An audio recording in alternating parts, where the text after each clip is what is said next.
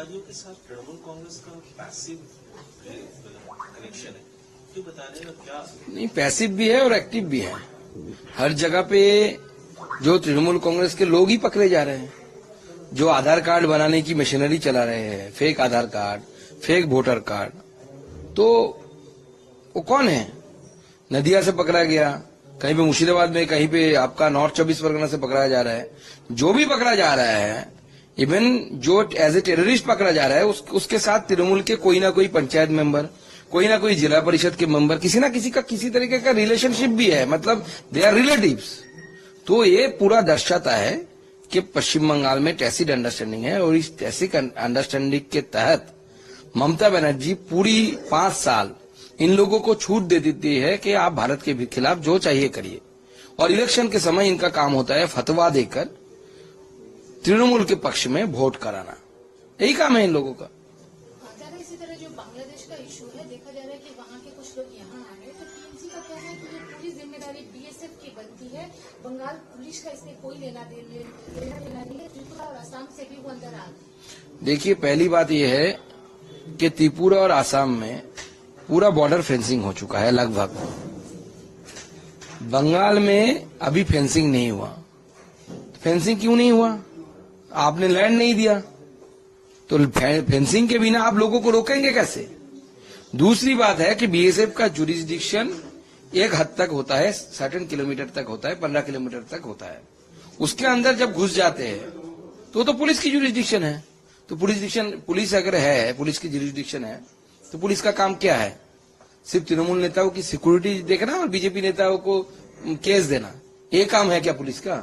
या पुलिस का, पश्चिम बंगाल की पुलिस का देश के प्रति कोई ये नहीं है, कोई रिस्पॉन्सिबिलिटी नहीं है? सुकांतो, सेंट्रल जितने भी सिक्योरिटी एजेंसीज है, उनका कहना है इन दिनों पश्चिम बंगाल, त्रिपुरा, असम में जितने टेररिस्ट पकड़े गए हैं, उनको तहकीकात करके, उनको पूछताछ करके ये पता चला है पश्चिम बंगाल के बड़े बड़े बीजेपी नेता शुभेंदु अधिकारी, आप उनका हिट लिस्ट में, टारगेट में है, इसीलिए शुभेंदु अधिकारी का सिक्योरिटी बढ़ाया जा रहा है, आपका भी जाएगा कहा जा रहा है। आप तो वैसे ही केंद्रीय मंत्री है, तो इसको लेके क्या कहना है? देखिए, ये जो अभी इनपुट आया है, हम भी मीडिया के माध्यम से हमें पता चला है कि शुभेंदु दा से लेकर बीजेपी नेताओं के टारगेट में, बीजेपी नेताओं टारगेट में है उग्रपंथियों के, क्योंकि ये स्वाभाविक है, क्योंकि उनका काम है, जो उग्रपंथी है, जो टेररिस्ट है, उनका लक्ष्य है पूरे बंगाल को फिराद हकीम साहब के जो बात है उनके अनुसार इस बंगाल को मुस्लिम बहुल इलाके में परिणत, इसको ट्रांसफॉर्म करना।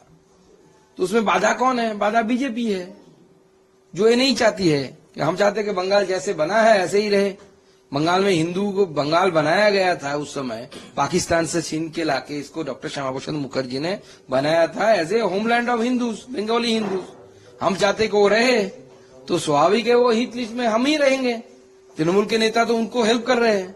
अगर तृणमूल हेल्प नहीं करता तो तृणमूल के नेता हिट लिस्ट में रहते ना, अभिषेक बनर्जी रहते, ममता बनर्जी रहते, तो उनको हिट लिस्ट में नहीं है, क्योंकि ममता बनर्जी जब तक सीएम बने रहेंगे तब तक इन टेररिस्ट के लिए बल्ले बल्ले है, वो अपने काम चलाते जाएंगे, ममता बनर्जी का प्रोत्साहन मिलता रहेगा उनको।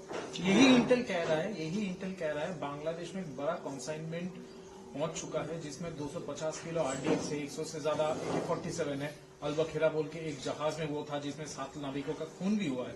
वो पश्चिम बंगाल या तो त्रिपुरा के थ्रू हमारा देश में घुसाने की कोशिश किया गया था। तो क्या आपको लगता है कि पश्चिम बंगाल या तो त्रिपुरा के रूट एक जगह बन जा रहा है जहां देश में इतना बड़ा आतंकी हमला हो सकता है? या तो देखिए, त्रिपुरा में हमारी बीजेपी की राष्ट्रवादी सरकार है, और वहां पे doctor Manik Shah, professor doctor Manik Shah, वो हमारे चीफ मिनिस्टर है, और इस विषय में वो 100% प्रतिबद्ध है।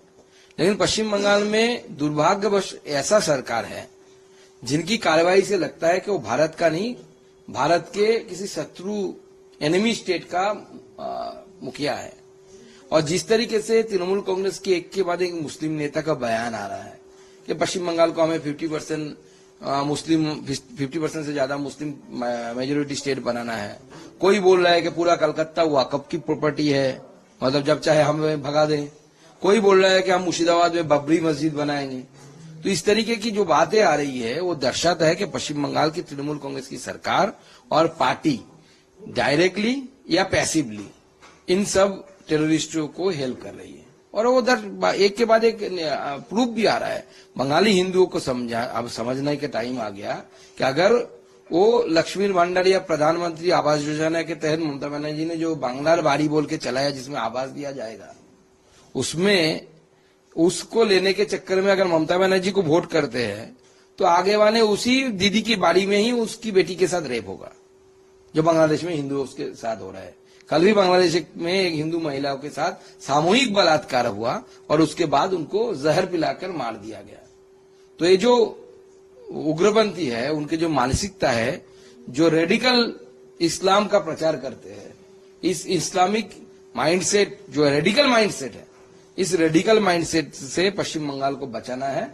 और मुझे लगता है, मैं तो बिलीव करता हूं, जो पढ़े लिखे मुस्लिम हैं, जो सच में सेकुलर मुस्लिम हैं, वो भी चाहते हैं कि इन रेडिकल पावर से पश्चिम बंगाल बचे रहे। तो फिराद हकीम को हिडको से हटा दिया, कुछ लोग कह रहे हैं कि उन्होंने वो मुस्लिम मेजोरिटी की स्टेटमेंट दिया, इसलिए हटाया। ये आईवाश है, कुछ हटाया वटाया नहीं जाए।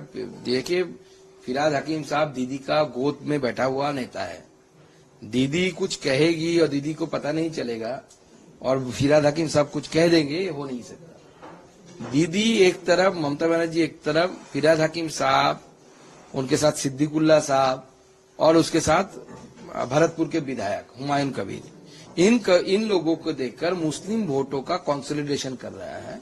दूसरी तरफ जीतने के लिए ममता बनर्जी को जो 10-15% हिंदू वोट चाहिए, उसके लिए ममता बनर्जी बहुत प्लानफुली दीघा में जगन्नाथ मंदिर बना के जय जगन्नाथ कर रहे हैं। कहीं पे जाके फिराद हकीम साहब को हटा रहे हैं, क्योंकि उनका टारगेट है 10-15% हिंदू वोटर्स, और 10-15% हिंदू वोट उनको मिल गया तो उनकी सरकार बन जाएगी। तो इसलिए ये पूरा दोहरा रवैया ममता बनर्जी प्लानफुली चला रही है। कल सीबीआई ने चार्जशीट दाखिल किया कोर्ट के पास पार्थ चटर्जी और उनके शागिर्दों के खिलाफ कि 1000 से भी ज्यादा लोगों को मतलब नौकरी दिया है, मतलब जो एलिजिबल था उनकी नौकरी छीना गया है। नहीं, ये तो हमारे विरोधियों को अभी चुल्लू पर पानी में डूब मरना चाहिए, क्योंकि वो तो पहले से बोल रहे थे सेटिंग है, चार्जशीट नहीं देंगे, ये देंगे। अब सीपीएम को बोलिए, अब पार्थ चट्टोपाध्याय को बचाने के लिए कौन जाएगा? विकास रंजन भट्टाचार्य जाएगा या दूसरा कोई जाएगा? उनको तय करने के लिए दीजिए। लेकिन ये लोग चोर है, तृणमूल कांग्रेस ने चोरी किया है। लेकिन दुर्भाग्यवश तो पार्थ चट्टोपाध्याय और उनके आगे जो प्रूफ शायद नहीं मिला, इसके लिए इंक्वायरी नहीं चला। नहीं तो पार्थ चटर्जी अकेला इतना बड़ा स्कैम नहीं कर सकते। ये लाजमी है कि उनके साथ उनके पार्टी के टॉप जो लीडरशिप है, वो ममता बनर्जी इसमें इन्वॉल्व है। Without the information, without the permission of Mamata Banerjee, Partha Chattopadhyay can't take this kind of